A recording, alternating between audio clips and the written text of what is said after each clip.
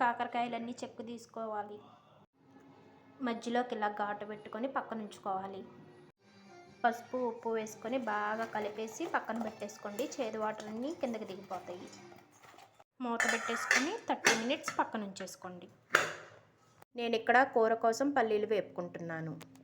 Half an hour తర్వాత water అన్నీ బయటకు వచ్చినాయి. ఇప్పుడు గట్టిగా పిండి కాకరకాయలు తీసుకోవాలి. మిగిలిన వాటర్ కూడా వచ్చేస్తాయి. ఆయిల్ హీట్ ఎక్కినాక కాకరకాయలని ఫ్రై చేసుకోవాలి.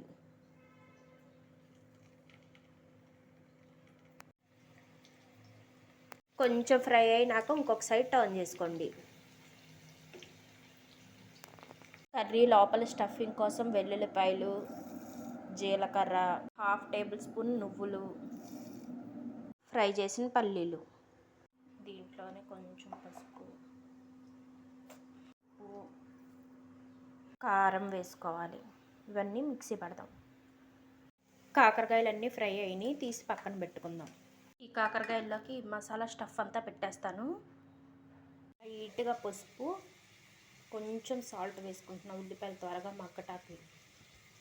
ఆల్రెడీ స్టఫింగ్లో వేసాం కదా, చూసి వేసుకోండి.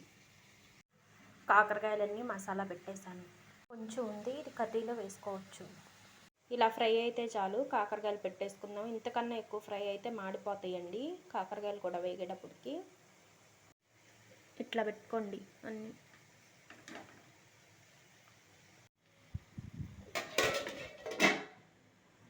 రెండు నిమిషాలు మూతపెట్టి మగ్గనిచ్చిన తర్వాత స్లోగా కాకరకాయలని తిప్పుకోవాలి. లేకపోతే స్టఫింగ్ అంతా బయటకు వచ్చేస్తుంది.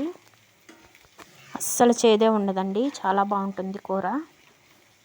కాకరకాయ అంటే ఇష్టం లేని వాళ్ళు కూడా తినేస్తారు.